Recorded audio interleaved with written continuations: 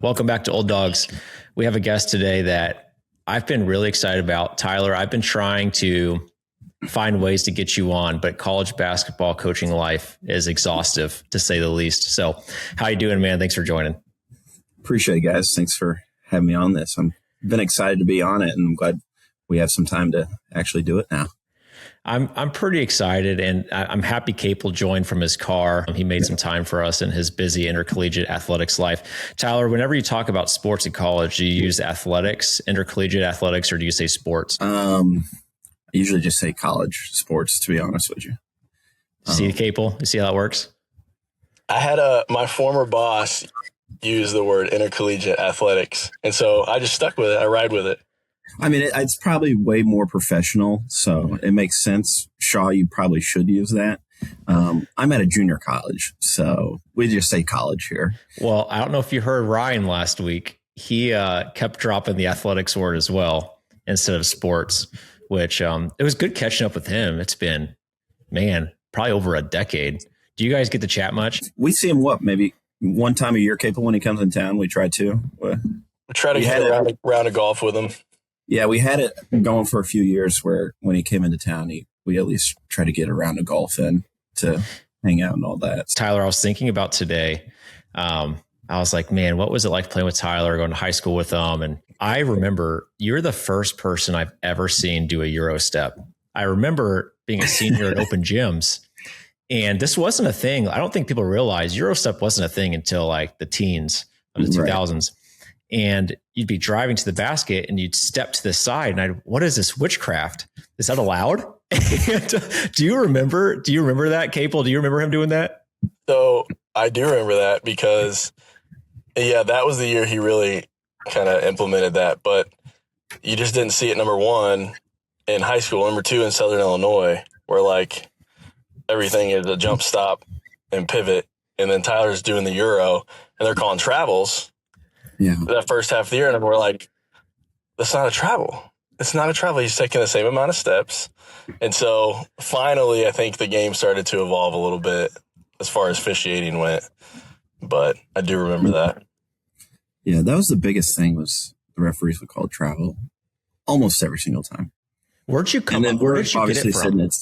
What'd you say? Where'd you get it from? Because it wasn't something you'd see. There's absolutely no telling. I probably saw a video and just like, oh, that looks pretty cool. I'm thinking I'm going to try it.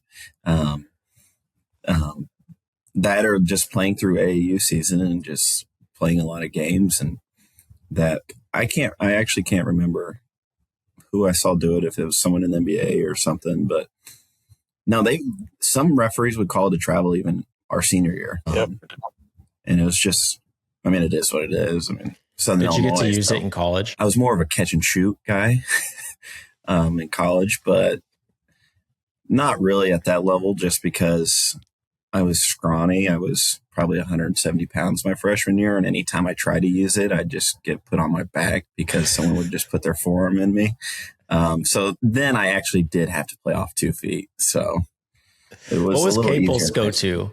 What would you say Capel's go-to was, other than just maybe I'm just more athletic? Capel used the Euro too, though. That's the thing. Capel would use it. Not as smooth. Elbow pull-up was really good. The 1 to 2 dribble pull-up was really good. But see, Capel was a lot stronger than me and you, Hunter, so he could get to the basket a lot easier. So that's probably at least he made it look a lot easier to get to the basket, because I think I remember our sophomore year. Actually, I think it was our freshman year. We played 5-on-5-on-5. And obviously I'm on the third team where you have to score 2 points. And Me and you, baby. Yeah. And I drove the baseline, and I promise you, Keelan tackled me. And I look at my dad, just no call. His shoulders, and just going the other way. I'm like, what is going on? And that was my first real taste of like, okay, probably I should probably play off 2 feet. But Keelan tackled a lot of people, Tyler. That's kind of the moral of the story. What we probably me a lot. He probably did that to me a lot too. But Capel, would you agree the elbow jumper you're most comfortable? Probably. And then one year out of nowhere, I just thought I'm going to do a spin move all the time. Yeah, that's a spin move. That was like the year after you left, Hunter, and tried the Kane Sheldon spin move for a while, and then that was my thing. And then like never did it the next year, just retired it. So I got really good at the water handoff during the timeouts. Hey, but I really did. And the other thing I thought about Tyler was the year we played JV together. I think I'm remembering this right. I think we're like really good. Like we won. I think we were. Yeah, we were pretty good. Because it was me and you and Keelan on there at times. And I think Jalen was on there. Like we had a really stacked JV team, which doesn't matter at all, but it was at least really fun. Yeah, no, it was. That was a good time. That's when my dad booed Capel's dad during a game from right behind the bench. He went like full boo. It wasn't like, come on, coach. It was straight up out of a cartoon boo. And Capel's dad looks at me out the corner of his eye, and I just put my head in my jersey. I was like, I can't do this. No, JV was a good time. JV was fun. Just because we were good, and then we knew that our varsity was good too, so that we could just sit there and at least enjoy the game. Yeah, Capel wouldn't know anything about that because no, he's Capel perfect. Capel didn't. Yeah. Yeah. So, Tyler, your dad had a court named after him. Your brother is killing it at Mizzou. And you found a lot of success really early at John A. Logan. I didn't even introduce you correctly as a John A. Logan head basketball coach. We just got straight into it. That's fine. What is it about the Smith-Peter family that you think makes you guys good coaches? Is it something different from everyone, or is it one central theme and capable you can respond to them after? I'm not really sure, man. I think obviously just being born into it, like that's what I've done since I can really remember, is just being around basketball, and I've enjoyed it. I'm not really sure. I think the preparing obviously helps, but like even when like watching my dad's team when we were younger, like he was strict in some ways of like everybody's wearing the team shoe. Like there's no excuses. You're buying it, all that. Then now when he got to his final years of coaching, I don't think there was one person with a team shoe. And just the kind of things of just almost just going with the times and knowing kind of what to be strict on and what not to be. I think that probably helped him as a coach. And I try to do the same thing. And when it comes to, I don't know, I mean, it's different in college than it is in high school, because as I tell a lot of people, it's like, I can go recruit players that I want to try and coach. In high school, you have no choice pretty much of how good your team's going to be, all that. And that's why I like college a lot more than high school for that aspect. But to be honest with you, back to your question, I think it just goes along with especially with my dad, just watching him sit up, watching film and all that stuff, just preparing the right way, whether it's practice or games. And I think that's kind of instilled in both Kyle and I. Can I tell you why I think they've become good coaches? That's why you're here, actually. I think that all of them are very good at building relationships with people. And I mean, obviously it starts with Coach Smith-Peter, starts with Randy and the way he's able to, like Tyler said, adjust to the times and kind of meet students and kids where they're at, and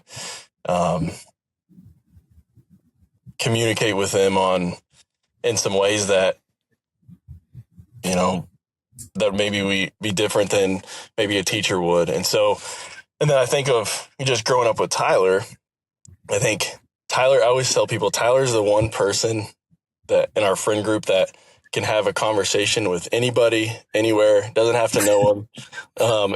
And we've kind of joked about that over the years where, I mean, you could just be sitting on a street corner and Tyler just start talking about this to this person. How's your day? What's going on? And it's like, we have no idea who this is, but that's just, he's got the ability to do that I don't think a lot of people have. That's a recruiter right there, baby. You got to be able to talk to anyone at any time, like you've been best friends for years. Tyler, do you remember your dad was probably one of the earlier pioneers, I'm guessing, on film study. I just remember him trading film like a fiend before he could just hit share on Huddle. Do you remember whenever he would trust us enough foolishly to watch the film and he'd give us the DVD and say, I'll be back in a half hour. And I'm not going to say who it was, but it's probably another Smith Peters or maybe me or Keelan that would turn on Judge Judy instead. And we would watch Judge Judy for the full half hour.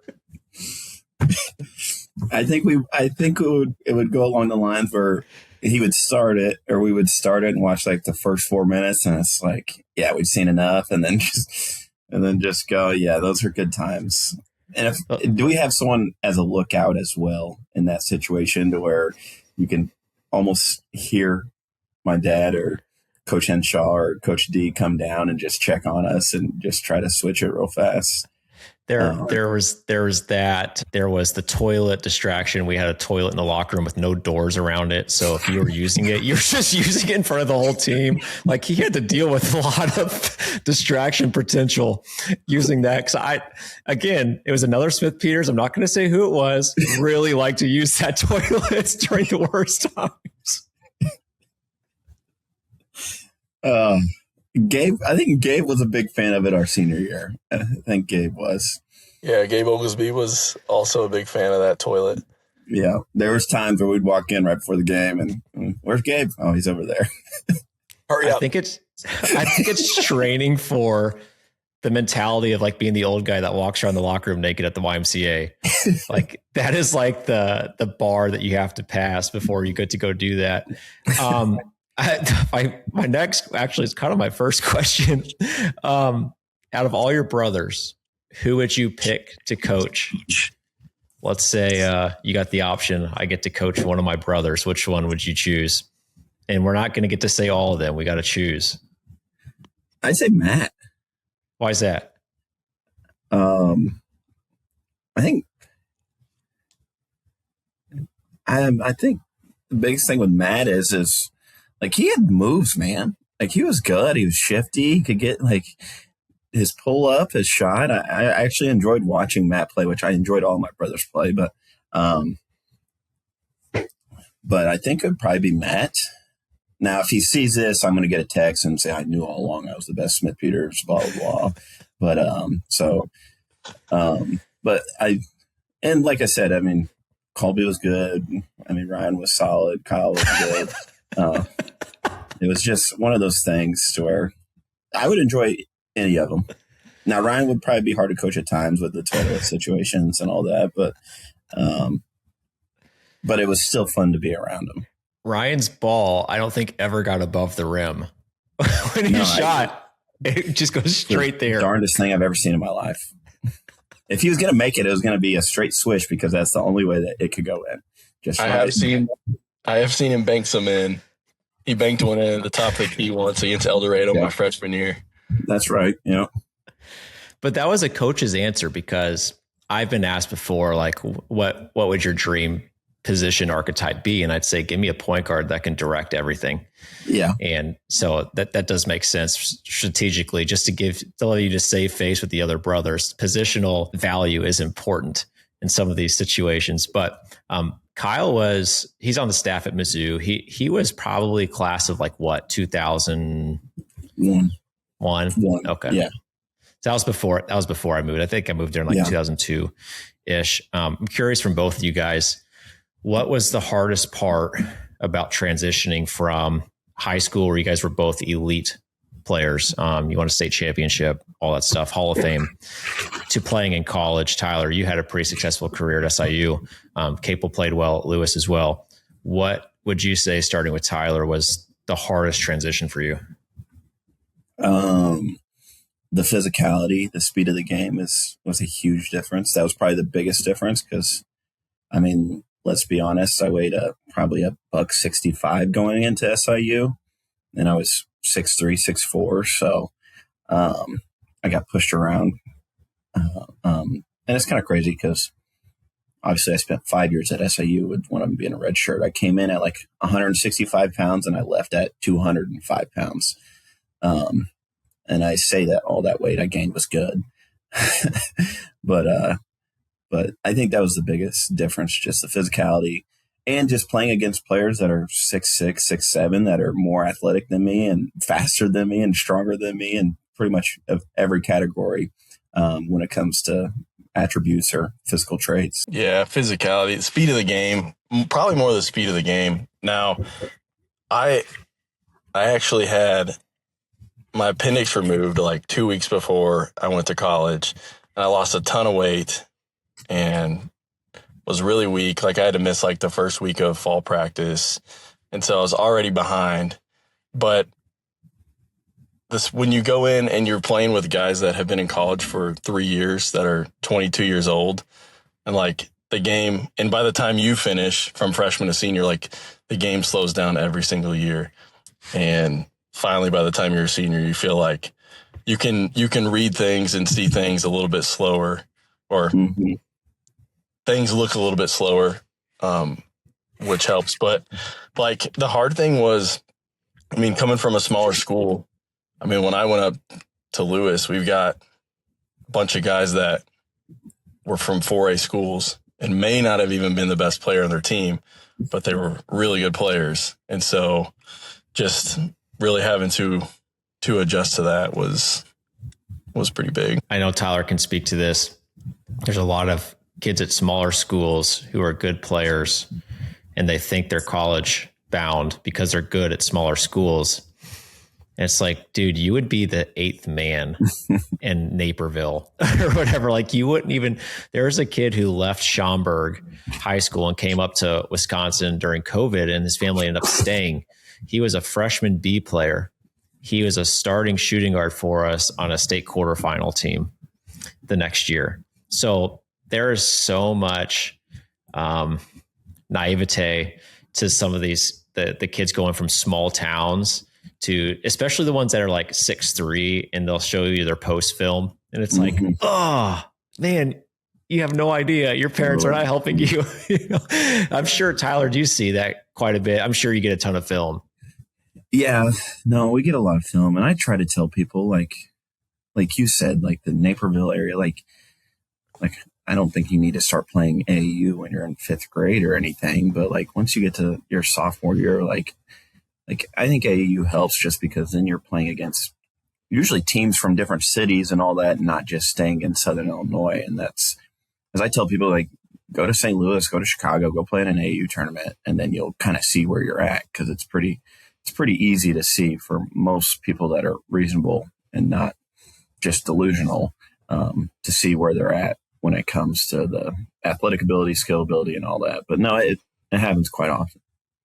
Do you ever get, maybe someone sent you film and you didn't have a spot for them and they might have had a successful year? Do you ever get like a follow-up, hey, you should have taken me? Or like people say the wildest things. Do you ever get anything like that? That's crazy. It happens probably more often than not, where like if we're playing a team and it's like, oh man, like this kid reached out to me and like I had to tell him like we don't have a spot or something, and then they hit a shot and it's like, yeah, that's probably my fault. But no, I mean, it's part of it though. I mean, we're at Johnny Logan. I mean, a lot of people want to come here, and that's part of it, where we have to tell people no, because it's not like we have just 15 full scholarships. We don't even come close to that. So it's just one of those where we have to get the right guys, and our room for our margin of error is very small, because then like we have guys coming on visits and all that. And we've had guys come on visits and work out, and they say something. It's like, yeah, we can't do that. So we just have to go a different way with it. So just trying to find the right guys goes a long way for us. Right. Hey, Capel, I don't know how much you can say about athletic department management. Intercollegiate athletic department management. You know, you've been in there since before NIL and then after. What do you think like the biggest change in philosophy has been? One of the things I've heard is that there's way more portal focus than high school focus. Is that accurate, or am I wrong on that one? I think somewhat accurate. I think the coaches that I talk to, at any place, I think it's really hard to pass up on somebody that has 2 to 3 years of experience playing college basketball at that speed. But I think we still have a lot of coaches that really do value the development side, and maybe they're not taking 4 freshmen that they used to, but can you get 1 or 2 freshmen or maybe a junior college transfer that you can kind of develop alongside with the transfer, with the more experience? I think the hard thing with this, and I'm not the one recruiting, but I think just like there's no exact formula on how to probably build a roster or maybe develop. I think everyone can do it a little bit differently and be successful in their own way. Is there a emerging pipeline from John A to Southern Indiana? Can you form any sort of like pact, or it's like a minor league system? They're recruiting some of our guys. They're recruiting some of our guys. The right ones, so that's good. Tyler, I've got 2 family questions for you. Number 1, was there any part of you at all that thought about your dad stepping down, Hall of Fame career at Harrisburg High School? Was there any part of you that thought, man, it would be kind of cool to follow him and go there? Or were you out on that idea altogether? I'm going to be completely honest, Hunter. No. I was wondering if they asked you before asking me. I didn't know if I was like second or third down that order. No, I enjoy college too much, man. I enjoy the junior college level, I should say, just because like the NIL is not like it is at the Division I level, even the Division II level. Like we get guys here that want to make a lot of money, but it's more of like a short-term sacrifice for the long-term success. So no, I've enjoyed the junior college level. Because when I got the phone call, I was like, are you sure you haven't asked Tyler yet? What am I missing here? No, I was good on that one. Capel, would you ever be able to follow up a Hall of Fame coach? Because that's another thing too, is I'm very hesitant at being the next guy because the expectations are just not realistic for someone starting out in that spot. I think change is really hard, and I think that's why it's always so hard to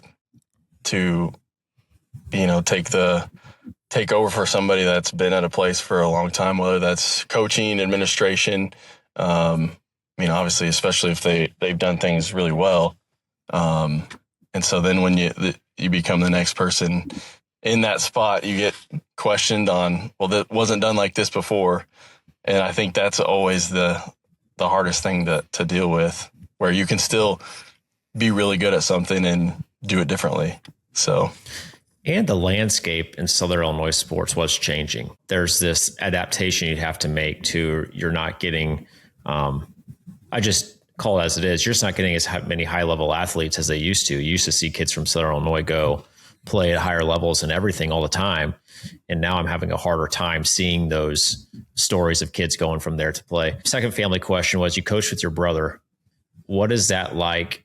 And how much of is it like big brother, little brother versus head coach, assistant coach? I think with Kyle's super professional in that way. So it was more head coach, assistant coach. Now there would be times where it is probably like, all right, I'm the big brother. You're gonna probably say some things that you would say to your little brother, but no, and as you guys know him well. I mean, he's just professional. He's super professional. He's professional pretty much all the time. So it was more like head coach, assistant coach. That was my boss, and pretty much do whatever he asked me to do. How many times a game though did you get the big brother glare? Because I have to imagine if I coached my siblings, I would keep it professional, but if they did something stupid, I would not be able to disassociate with that. So I did the substitutions when I was the assistant coach. There would be quite a bit of, I mean, what in the hell? That's an important job. There'd be a couple of those. There'd be a couple of those, but I'd have to tell him like, all right, this guy's in foul trouble. He's got like, we got to have him come out. Like, we can't have him have 3 or 4 fouls in the first half, and then he understands. So, Capel, could you coach with your brother? Who? I think we could. We would butt heads a little bit. We actually have the same. I think we have the same mindset now. His playing style and my playing style is maybe a little bit different, but he's a little more aggressive. Put the head down and like let's get physical as possible. So maybe we'd have some different coaching styles, but we'd figure it out. You could do the same thing your dad did if someone's screwing up in practice. Go play catcher corner. Which is the worst thing that could happen to someone who's 18 years old is they turn the ball over 3 times. And the next thing you know, you're on the sideline throwing bounce passes to a 4-year-old while everyone else is still playing. Without calling out names, can you get that person on? I don't think I can. There's a line of people I've kept in touch with, and that one is gone. But I'm sure there's probably been more that I'm not thinking of that I could figure out. Yeah, there is nothing worse than that being a punishment. I have my next question for you. What would both of you say to high school coaches who I've heard say, like, I just want to get to the college game, or I really want to be in the college level. I don't want to do high school anymore. And sometimes I'm thinking you're a bit naive to like what it's like. And so what would you say to that coach? Just because I've been kind of in the weeds of it here. It's like, unless you're in a certain position, and now obviously you've got multiple assistants at the college level, but there's a lot more than coaching. And Tyler knows this. He's been an assistant. There's a lot, and as a head coach, but it's a lot more than just coaching basketball and organizing a practice plan where, you know, at college, you're dealing with compliance. Okay, we're recruiting someone. Now we have to make sure that their transcripts can transfer, they're eligible, they meet these certain requirements. You're worrying about calling a hotel a couple months in advance to schedule rooms. You've got certain coaches that are organizing all the meals. And so on top of that, you're preparing a game plan, sometimes 2 weeks in advance for an opponent. So there's just a lot more to it. It's more than just coaching 4 months out of the year and a little bit in the summer. But if you love it, I think it's a great place to be. You want me to go, Hunter? Yep, go ahead. I'll edit out the pause so it looks real smooth. I'll just make sure Capel was done. No, I'm done. Go. You're good.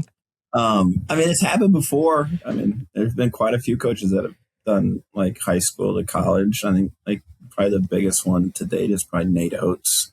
Like he was a high school coach, but I think if I'm not mistaken, the high school that he was at coaching, they were really, really good, and they had players. Like, I'll be honest with you, if you're in a small town and you don't have very many players, it's probably going to be pretty hard to get into it. Because we've talked about that earlier, Hunter, how like you've got to have something that comes with you at this point, whether it's players or financial stability, not just for yourself, for the program. There's a lot that goes into it, but it's been done before. And Shaw's right. I mean, I'd say basketball, especially at the junior college level, it's probably takes up just a little percentage of what we actually do.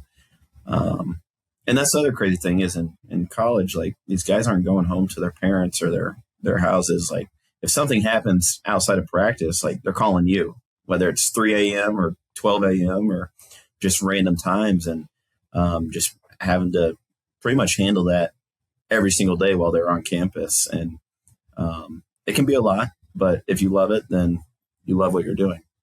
You guys are being too nice. You guys are being way too nice. High school coaches have no idea. The most of them, 99% have not a single idea. Number one, how little you get paid. Number 2, how much you have to work.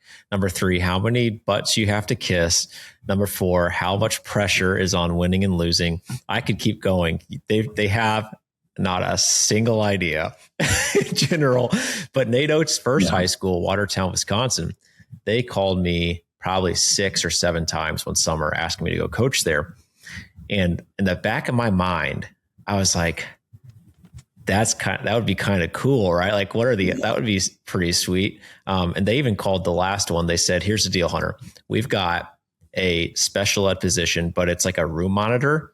So you're just sitting in a classroom for 8 hours a day and kids just come in your room to take tests. And you could watch as much film as you want.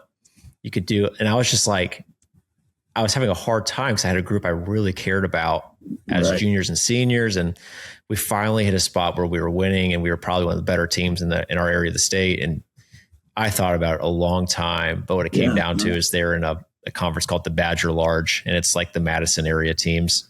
And I just didn't see a route within like 5 years that we could realistically compete against a lot of those teams. It's Capel's favorite time. Capel, you know what time it is? Would you rather? First off, did you have a response to Ryan's last week, Capel? It was the opera, the 3-hour opera, or like perform a 15-minute surgery. Oh, I would do the opera. I'm not putting somebody's life at risk. It was not a life. It was like an MCL. Yeah, but there's still a lot of complications that can go wrong. Yeah, but see, you guys are not thinking about it clearly. In opera, you're viral the rest of your life. That video is never going away. The surgery was anonymous. Like after the patient wakes up and leaves, you're a vapor in the wind. All you have to do is live with what you did. Well, if I did the surgery, they're not walking out. I can tell you that. Okay, fine. So I'm gonna let Tyler answer first because he's a guest of honor. And I've had one I've thought about for a coach for a long time, but I've just been waiting for a coach. So I'm going to set this up with a long anecdote here. So we can agree that LeBron James in like 2013 was probably like the scariest freight train going to the rim in basketball history, probably like his size, speed, strength. Okay, we can agree. Okay, so your first option is you have to set up and take a straight charge on him driving through your chest.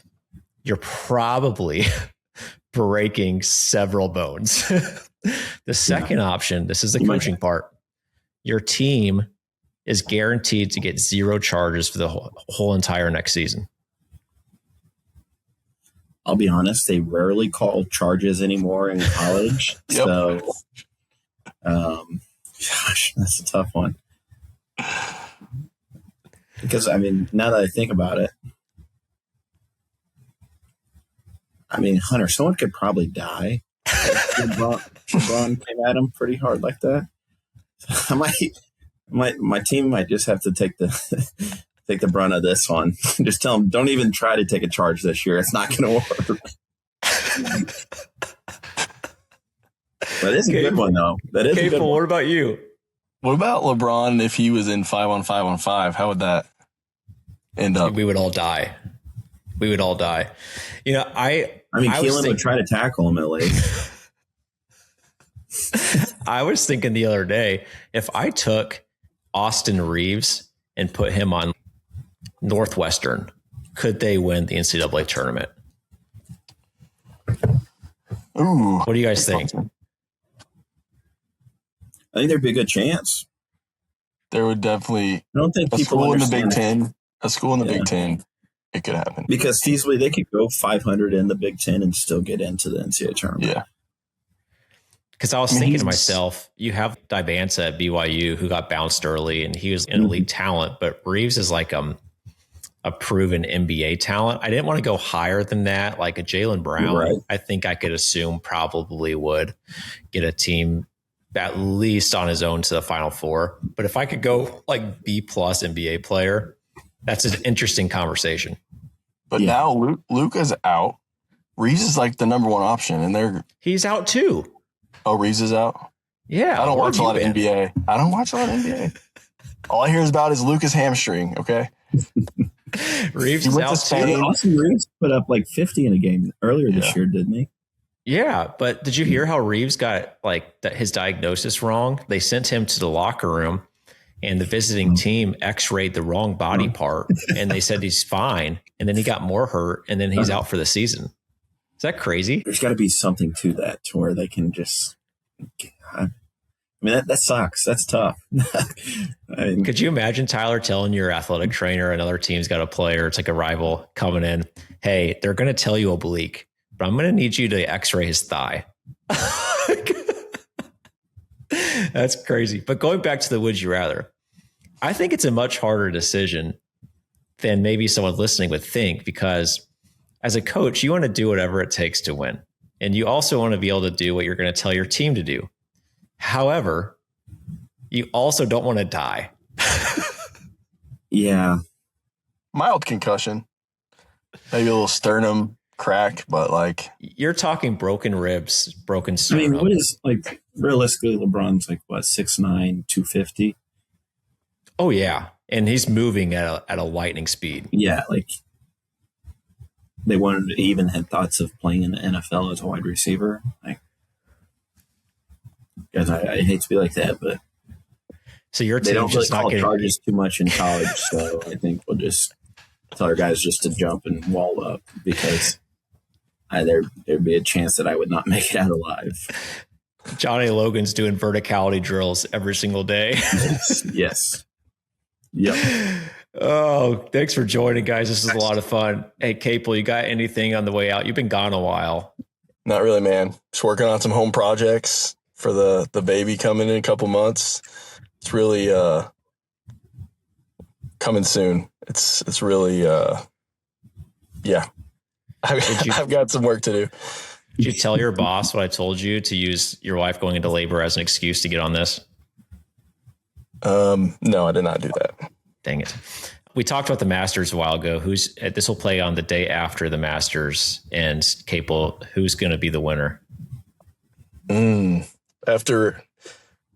hard to tell after one day. I'm still going to ride with my boy, Scotty Scheffler. I still think he's the best player in the world, but I don't know. This is the first year since 1994 that Tiger Woods and Phil Mickelson aren't in the field. And so it's just a different type of atmosphere. I try to follow the Masters somewhat closely, and I like Phil because I'm a lefty. So not that I would pick Phil. Did you guys see that story of the former Illinois State basketball player that's in the Masters? No. Tell us about it. I wish I remembered his name. Hunter, you would have been all over the store.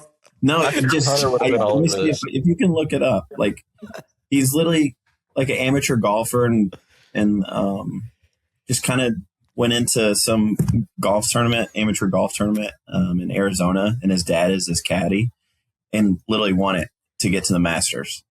And he's a former Illinois State basketball player. I don't know what his name is. Go Redbirds. Can I ask this question to the group? If you were playing at the Masters, who would you pick as your caddy?